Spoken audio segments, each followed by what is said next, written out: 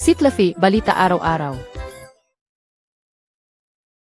Guro nangangatwiran ang kanyang pag-resign dahil sa hindi sinasadyang pagkakita ng nakahubad na larawan sa classroom. Dinala ang distrito nito para sa karagdagang usapan. Tragedya sa A-5. Isang tao namatay at sasakyang sumunog dahil sa aksidente sa transit station. Nakatakda ang rampa patungo Hilaga.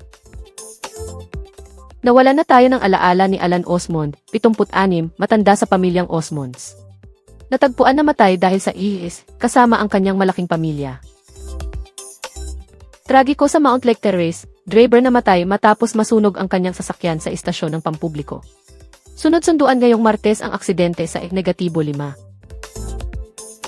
Sunod-sunuran ang aksidente sa E-5. Tumama sa concrete shaft ang isang sasakyan, nagdulot ng sunog at pagkamatay. Walang trapiko ngayon sa lugar. Taas na presyo ng biyahe sa Italy Airport dahil sa krisis sa Iran. Subukan ng credit card rewards at flight tracking apps para makatipid. Pagbabago sa kaso, akinusahan ang musikero na si Apat Lee sa pagpatay ng batang babae. Nanindig pa rin siya sa kanyang hindi kasalanan. Babaguhin ang pamumuno ng Apple. Papalitan ni Tim Cook ang kanyang posisyon bilang executive chairman pagkatapos ng tag-init. Si John Ternus na ang bagong CEO. Evacuation sa Pike Place dahil sa gas leak. Carbon monoxide alert mula sa kutsilyong gas, mga gusali pinangalagaan. Starbucks nagpapahiwatig ng paglago sa Nashville. Mananatili pa rin ang Seattle V. Pagkakataong mag-explore para sa mga Starbucks fan. Namatay ang pambihirang Siyam oso ng V. Unang patrol dog na nagsilbi sa Arlington mula 2015 tandang bawas 2022, nakapaghatid ng malaking kagalakan sa komunidad. Pagbaril sa 26 taong gulang sa Pioneer Square. May krisis sa seguridad sa lugar. Kinokondena ng pulis ang insidente. Pagkabalisa ng magulang sa Puyallup, anak nila 11 taong gulang na kinasasama sa FE. Pinatalsik ang empleyado at may bagong sistema ng seguridad. Extradition ni Reza Dindar mula Panama patungong Sito dahil sa smuggling at money laundering noong 2014 na. Nahuli siya matapos maipakita na gumamit ng iligal na paraan ang kanyang kumpanya sa Xi'an, China, upang i-export ng $77,600 na military sonar equipment papuntang Iran nang walang tamang permito.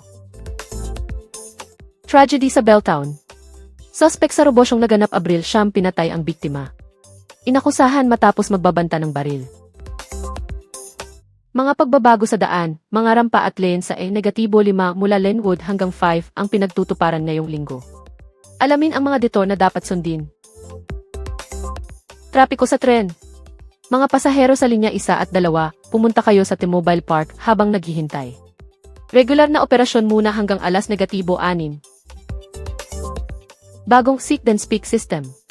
Mga survivor ng pagsasagasa pwedeng mag-ulat online ng walang kahihiyan. 72 na kaso ang naiproseso. Nagtutulak ang mga pickleball player laban sa planong tanggalin ang ilang korte sa Sito. May mahigit 2,000 manlalaro na sumusuporta para mapanatili ang kanilang mga komunidad. Bagong sistema laban sa drone inihain ng pulisya para sa FIFA World Cup. Pinondohan ng $12 milyon federal grants para sa seguridad ng event na ito. Bigla ang dagdag sa daycare slots. $56 is pondo ang magbibigay ng 2,000 panandang pandagdag bagong slot sa buong estado.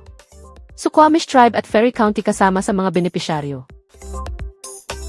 Matapos 31 taon, nakulong na si Mark Anthony Ross bilang suspect sa pagpatay kay Tanya Frazier. Ang ihisi ng suspect ay natukoy lamang kamakailan. Tacoma Narrows Bridge, $180 para sa pagpapanatili. Pansamantalang pagkumpiska ngayon dahil sa mga ripais.